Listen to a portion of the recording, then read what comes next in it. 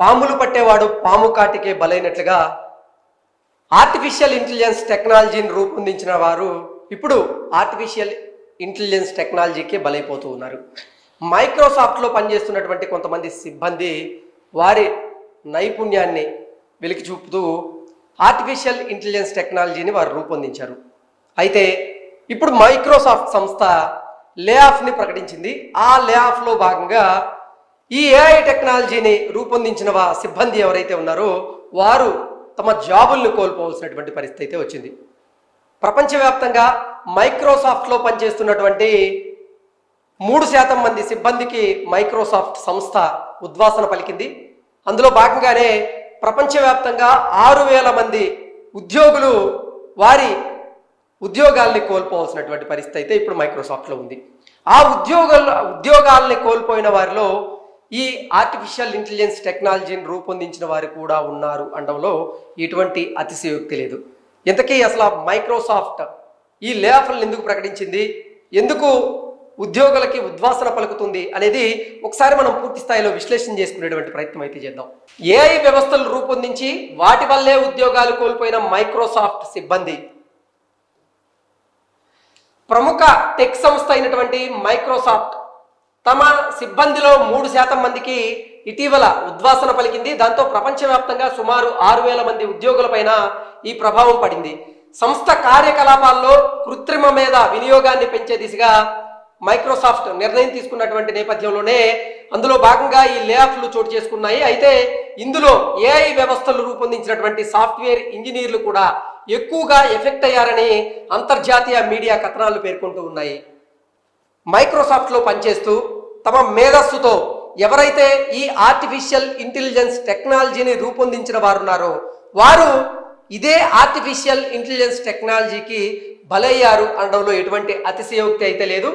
ఇప్పుడు మైక్రోసాఫ్ట్ సంస్థ వారి కార్యకలాపాల్లో ఏఐ టెక్నాలజీని ఎక్కువగా వాడుతూ ఉంది. ఈ ఏఐ టెక్నాలజీని ఎక్కువగా వాడడం వల్ల ఆ కంపెనీలో ఉన్నటువంటి సిబ్బంది ఎవరైతే ఉన్నారో వారితో మైక్రోసాఫ్ట్ కంపెనీకి అయితే అంతగా అవసరం లేకుండా పోయింది. దాంతో ప్రపంచవ్యాప్తంగా ఉన్నటువంటి సిబ్బందిలో 6,000 మందికి ఇప్పుడు మైక్రోసాఫ్ట్ సంస్థ ఉద్వాసన పలికింది. ఆ 6,000 మందిలో ఎక్కువగా ఈ ఆర్టిఫిషియల్ ఇంటెలిజెన్స్ టెక్నాలజీని రూపొందించినటువంటి రూపకర్తలు ఎవరైతే ఉన్నారో కొంతమంది వారు కూడా ఉన్నారు. వారు కూడా ఈ ఆర్టిఫిషియల్ ఇంటెలిజెన్స్ టెక్నాలజీ వల్లే వారి ఉద్యోగాన్ని కోల్పోవలసినటువంటి పరిస్థితి అయితే ఏర్పడింది. వాషింగ్టన్ ఆఫీసులో తొలగించినటువంటి 40% ఉద్యోగుల్లో సాఫ్ట్వేర్ ఇంజనీర్లే ఎక్కువగా ఉన్నారు. ఏఐ సాధనాల వినియోగాన్ని వాటిపై ఆధారపడడాన్ని పెంచాలని వారికి సంస్థ యాజమాన్యం కొన్ని నెలల క్రితం సూచించినట్లు తెలుస్తోంది. దాంతో వారు పలు ఏఐ వ్యవస్థలను రూపొందించారు. ఆ వ్యవస్థలతోనే ఇప్పుడు వారి ఉద్యోగాలను సంస్థ భర్తీ చేయడం గమనార్హం. 50% మేర కోడ్ రాసేందుకు ఓపెన్ ఏఐ చాట్ బాట్లను ఉపయోగించుకోవాలని తమ ఆధ్వర్యంలో ఉన్నటువంటి 400 మంది ఉద్యోగులకు మైక్రోసాఫ్ట్ ఉన్నతాధికారి అయినటువంటి జెఫ్ హాల్స్ కొన్ని వారాల క్రితం సూచించారు. తాజా తొలగింపుల్లో ఆ బృందం కూడా ఉంది. అంటే వారికి తెలియకుండానే వారి ఉద్యోగాలకి వారే ఎసరు తెచ్చుకున్నారు. సో ఎవరైతే ఈ మైక్రోసాఫ్ట్ కంపెనీలో సిబ్బందిగా పనిచేస్తూ వారి మేధస్సుతో వారి నైపుణ్యంతో ఈ ఆర్టిఫిషియల్ ఇంటెలిజెన్స్ టెక్నాలజీని ఏఐ టెక్నాలజీని రూపొందించారో, ఏఐ టెక్నాలజీకి సంబంధించినటువంటి వివిధ శాఖల్లో పనిచేశారో వారు అదే ఏఐ టెక్నాలజీ దెబ్బకి ఈరోజు బలవుతూ ఉన్నారు. ఎందుకంటే మైక్రోసాఫ్ట్ సంస్థ వారి అన్ని కార్యకలాపాల్లో ఏఐ టెక్నాలజీనే ఎక్కువగా వాడుతూ ఉంది. ఏఐ టెక్నాలజీని ఎప్పుడైతే ఎక్కువగా వాడుతూ ఉందో ఈ సిబ్బందితో వారికి అంతగా అవసరం లేకుండా పోయింది. దానివల్ల ఈ సిబ్బందికి చరమగీతం పాడేటువంటి ప్రయత్నం మైక్రోసాఫ్ట్ కంపెనీ అయితే చేస్తూ ఉంది. Junior coders, product management, technical program management విభాగాల్లో ఉన్నవారు ఏఐ ప్రాజెక్టుల్లో పనిచేస్తున్నటువంటి సిబ్బంది ఈ కొత్త లే ఆఫ్ను ఎదుర్కొంటూ ఉన్నారు. సో జూనియర్ కోడర్స్, కోడింగ్ రాసేవాళ్ళు, product management, technical program management విభాగాల్లో ఉన్నవారు, వారితో పాటుగా ఏఐ ప్రాజెక్టుల్లో పనిచేస్తున్నటువంటి సిబ్బంది కూడా ఈ లే ఆఫ్లను ఎదుర్కొంటూ ఉన్నారు. వారి జీవితాల్లో అంటే వారి జాబుల్ని ఉద్యోగాలను అయితే కోల్పోయారు. చివరికి మైక్రోసాఫ్ట్ స్టార్టప్లకు చెందినటువంటి ఏఐ డైరెక్టర్ డికీ రోజ్ కూడా తన పదవిని కోల్పోవడం గమనార్హం. దీనిపై ఆవిడ స్పందిస్తూ చేదు రుచి కలిగిన తీపి ఇది అని ఆవిడ పేర్కొన్నారు. సంస్థ కోసం ఎంతో కృషి చేసిన వారు తమ ఉద్యోగాలను కోల్పోవడం విచారకరమని ఆవిడ వ్యాఖ్యానించారు. 2023లో 10,000 మందికి మైక్రోసాఫ్ట్ ఉద్వాసన పలికింది. అనంతరం ఇది రెండో అతిపెద్ద తొలగింపు కానుంది. మార్కెట్లో పైచేయి సాధించేలా సంస్థను ఉత్తమంగా ఉంచేందుకు అవసరమైనటువంటి సంస్థాగత మార్పులను అమలు చేస్తూనే ఉంటాం అని ఈ లే ఆఫ్ పై మైక్రోసాఫ్ట్ ప్రతినిధి ఒకరు స్పందించారు. మేనేజ్మెంట్ స్థాయిలను తగ్గించడం, సంస్థ కార్యకలాపాలను క్రమబద్ధీకరించడమే ముఖ్య లక్ష్యం అంటూ వారు పేర్కొనడం గమనార్హం. గత నెల మైక్రోసాఫ్ట్ CEO సత్య నాదెల్లా కృత్రిమ మేధ వినియోగంపై ఆసక్తికరమైనటువంటి వ్యాఖ్యలు చేసిన సంగతి మనందరికీ తెలిసిందే.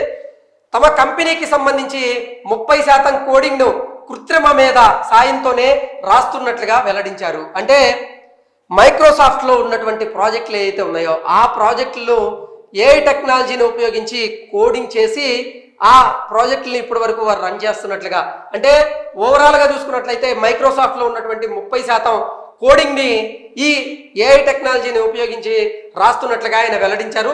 నాణ్యత కోసం AI ఆధారిత టూల్స్పై ఆధారపడడం పెరుగుతోంది అంటూ ఆయన గతంలో వ్యాఖ్యానించినటువంటి నేపథ్యంలో ఇప్పుడు ఈ ఉద్వాసన ఏదైతే ఉందో ఆయన చెప్పిన దాంట్లో భాగంగానే జరిగింది అన్నట్లుగా కొంతమంది అంచనా వేస్తూ ఉన్నారు. ఈ వ్యాఖ్యల అనంతరమే 3% మంది ఉద్యోగుల తొలగింపు ప్రకటన వచ్చింది. ఇది గమనార్హం. ఓవరాల్గా చూసుకున్నట్లయితే ప్రముఖ టెక్ కంపెనీ అలాగే ప్రముఖ IT దిగ్గజమైనటువంటి మైక్రోసాఫ్ట్ తమ సంస్థలో పనిచేస్తున్నటువంటి 3% మంది ఉద్యోగులకైతే ఉద్వాసన పలుకుతుంది. దాంట్లో భాగంగానే ప్రపంచవ్యాప్తంగా ఉన్నటువంటి 6,000 మంది IT ఉద్యోగులైతే వారి ఉద్యోగాలను కోల్పోవాల్సి వస్తుంది. అంటే నిజంగా ఇది చాలా బాధాకరం. ఎందుకు బాధాకరం అంటే టెక్నాలజీని అందిపుచ్చుకొని కంపెనీకి సహాయం చేద్దామని వీరు ఎంతో వినూత్నంగా ఆలోచించి AI టెక్నాలజీని రూపొందిస్తే ఆ AI టెక్నాలజీ కోసం ఎవరెవరైతే పనిచేసిన వారు ఉన్నారో వారందరికీ కూడా మైక్రోసాఫ్ట్ సంస్థ ఈరోజు ఉద్వాసన పలకడం అనేది సరైనటువంటి చర్య కాదు అంటూ కూడా చాలామంది అయితే వారి అభిప్రాయాలను వ్యక్తం చేస్తూ ఉన్నారు. నిజంగా చెప్పాలంటే AI టెక్నాలజీ వల్ల నిజంగా సాఫ్ట్వేర్ రంగంలో ఎంతోమంది వారి ఉద్యోగాలను కోల్పోవాల్సి వస్తుంది అంటూ గతం నుంచి పెద్ద ఎత్తున ప్రచారం జరుగుతున్న నేపథ్యంలో అది ఈరోజు అక్షర సత్యరూపం దాల్చింది అనడంలో ఎటువంటి అతిశయోక్తి లేదు. అందులో భాగంగానే ఇప్పుడు మైక్రోసాఫ్ట్లో పనిచేస్తున్నటువంటి ఈ IT ఎంప్లాయీస్ ఎవరైతే ఉన్నారో ఈ ఆర్టిఫిషియల్ ఇంటెలిజెన్స్ టెక్నాలజీ ద్వారా వారు తమ ఉద్యోగాల్ని కోల్పోవాల్సినటువంటి పరిస్థితి అయితే వచ్చింది. ఓవరాల్గా చూసుకున్నట్లయితే ఇప్పుడు ప్రపంచవ్యాప్తంగా ఉన్నటువంటి మైక్రోసాఫ్ట్ సంస్థల్లో పనిచేస్తున్న సిబ్బందిలో 3% మంది మాత్రమే సంస్థ తొలగించింది. రానున్న రోజుల్లో ఇది మరింత పెరిగేటువంటి అవకాశం కూడా లేకపోలేదు. కారణం ఏంటంటే AI టెక్నాలజీ వినియోగాన్ని మేము రానున్న రోజుల్లో పెంచుతామంటూ కూడా మైక్రోసాఫ్ట్ CEO సత్య నాదెల్లా గారు ప్రకటించినటువంటి నేపథ్యంలోనే మరింత మందికి కూడా మైక్రోసాఫ్ట్ సంస్థ ఉద్వాసన పలికేటువంటి అవకాశం ఉందన్నట్లుగా కొంతమంది టెక్ నిపుణులు అయితే తెలియజేస్తూ ఉన్నారు. అందుకు తగ్గట్టుగానే ఈ వార్త మనం విశ్లేషణ చేసుకోవచ్చు. Thank you so much.